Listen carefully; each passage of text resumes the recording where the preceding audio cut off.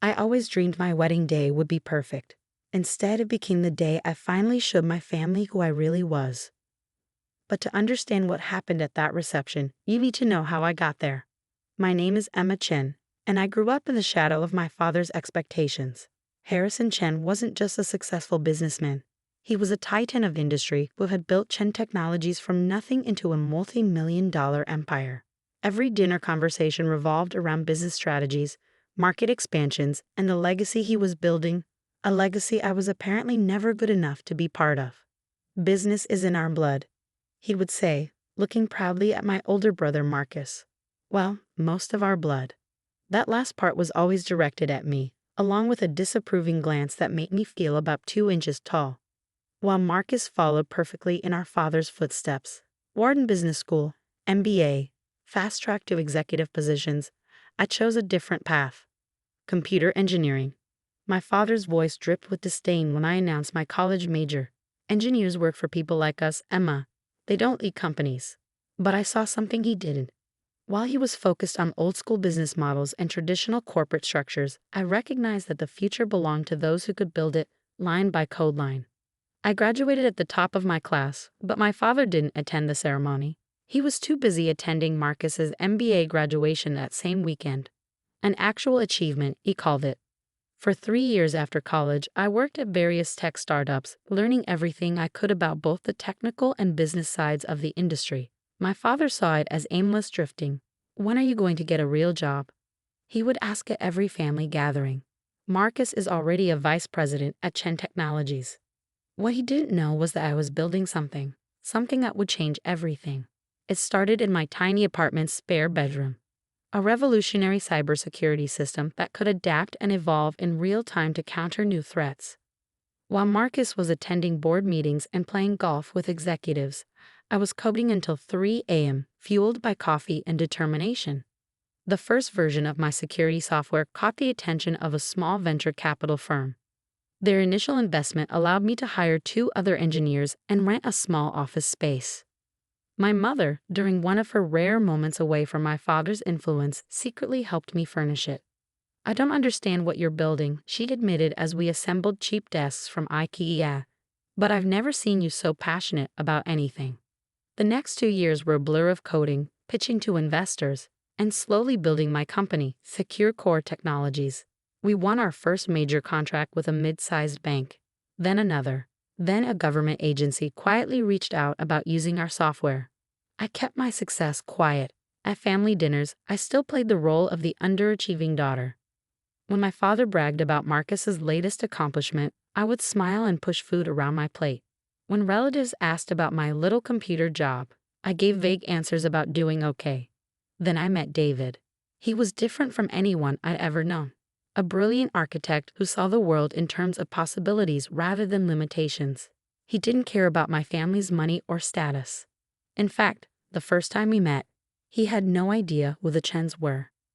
"You seem surprised," I said when he finally found out about my family. "I am," he admitted. "You're nothing like what I'd expect from a wealthy family's daughter. You're real." We fell in love over late-night conversations about design principles, technological innovation, and our dreams for the future. When he proposed a year later, I didn't hesitate to say yes. My father, of course, had opinions about that too. "An architect?" he scoffed during dinner. "Couldn't you at least find someone in finance or business? Someone with real potential?" I gripped my fork tightly. David is incredibly successful. His firm just won the contract for the new downtown development project. A glorified construction worker, my father waved dismissively. "At least Marcus's wife comes from a good family. Her father's company is listed on the NYSE." I looked at Marcus's wife, Catherine, who sat there with her perfect makeup and society smile, and felt a wave of pity. She was exactly what our father wanted, a proper corporate wife who attended charity galas and knew which wines to serve at dinner parties. The wedding planning became a battlefield. My father insisted on turning it into a networking event, inviting business associates and potential clients. My mother tried to mediate but ultimately deferred to him, as she always did. Even Marcus pulled me aside one day at the office. "Just let Dad have his way," he advised. "You know how he gets. Besides, it's not like you're paying for it." But I was. Every cent of my wedding was being paid for by Securecor's profits. Not that anyone knew that. What they also didn't know was that Securecore had just gone public in a quiet but incredibly successful IPO. My ownership stake was worth $89 million, and that wasn't even the biggest secret I was keeping. 3 months before the wedding, I discovered something interesting during the routine security audit. Chen Technologies, my father's precious company, had serious vulnerabilities in their cybersecurity infrastructure, the kind of vulnerabilities that my software was designed to prevent. I could have warned them. Instead, I waited and watched through my networks as multiple small breaches occurred. Nothing damaging, I made sure of that, but enough to send their stock price dropping and create panic among the board members. Then, through a series of shell companies, I began buying shares. Lots of shares. The week before my wedding, I owned 22% of Chen Technologies. My father had no idea that his disappointing daughter was now one of his company's largest shareholders. The wedding day arrived sunny and perfect. The ceremony was beautiful, exactly as David and I had planned. But I knew the real show would be at the reception, when my father would give his toast. I sat at the head table, holding David's hand under the white tablecloth, watching my father stand up with his champagne glass. He was wearing his favorite Tom Ford suit, the one he saved for closing major deals. The room fell silent as he began to speak. Little did he know that in the next few minutes his entire world was about to turn upside down. My father stood at the microphone, champagne glass glinting under the reception hall's crystal chandeliers. 200 guests watched him, expecting the usual polished performance he gave at corporate events. But I could see something different in his eyes tonight, a coldness, an edge. When Emma was born, he began, his voice carrying across the silent room. I had such high hopes. The Chen family has a legacy of excellence in business. My father built his first company from nothing. I transformed it into an empire. And my son Marcus, he gestured to my brother, who sat smugly at his table, is carrying on that proud tradition. He paused, taking a sip of champagne. I felt David's hand tighten around mine. But Emma chose a different path. Against all our family's advice, she went into, he wrinkled his nose slightly, computer programming. A path for people who work for others, not leaders. Murmurs rippled through the crowd. I saw David start to stand, but I squeezed his hand, holding him back. Not yet. And now she's married an architect. My father's lips curved in what might have looked like a smile to others. But I recognized it as a sneer. I suppose we should be grateful she's found someone who can at least design the buildings that real business leaders will work in. Catherine, Marcus's wife, let out a small laugh, quickly covered by her napkin. A few of my father's business associates chuckled politely. The truth is, my father continued, his voice hardening, some people just aren't meant for greatness. Emma will never amount to anything significant. She's been, and always will be, a disappointment to the Chen legacy. The room fell silent. Even those who had laughed looked uncomfortable now. My mother stared at her plate, hands twisted in her lap. Marcus couldn't quite hide his smirk. I stood up slowly, smoothing my wedding dress. Thank you for those heartfelt words, Dad. I have a few things to say too. I nodded to Michael, my chief technology officer, who had been posing as a photographer. He pressed a button on his laptop, and suddenly the large screens around the reception hall, the ones my father had insisted on having for his business presentation later, came to life. What is this? My father demanded, but his voice faltered as he saw what was displayed.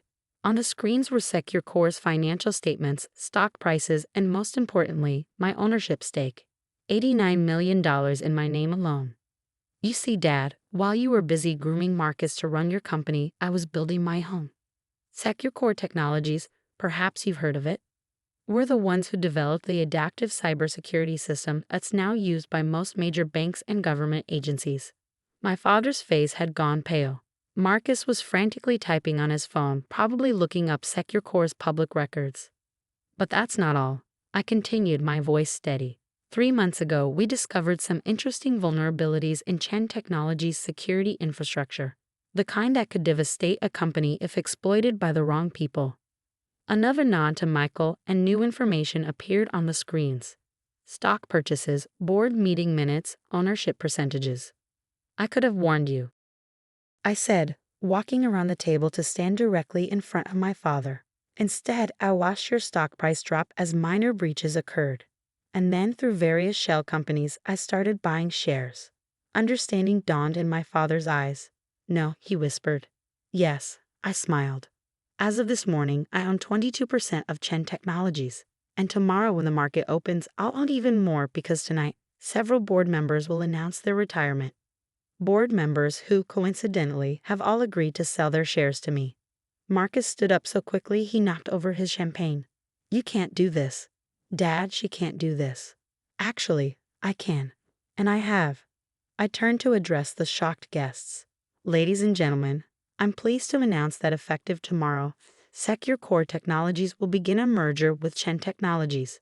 We'll be implementing our superior security systems, modernizing their outdated infrastructure, and bringing the company into the 21st century. My father finally found his voice. You planned this. You planned all of this. I learned from the best, Dad. Isn't this what you always taught us? Identify weaknesses, seize opportunities, never show your hand until you're ready to win. The room erupted in chaos. Business reporters who had come to cover the society wedding of the year were suddenly scrambling to report on the biggest tech merger story instead. My father's face had turned an alarming shade of red, while Marcus looked like he might faint. I walked back to David, who was beaming with pride. He knew everything, of course. Had known for months. Ready to face the cameras, Mr. Chen? I asked. He grinned. Lead the way, Mrs. Chen Pierce, CEO of Secure Core Technologies. The aftermath was everything I expected and more. The merger made headlines across every business publication.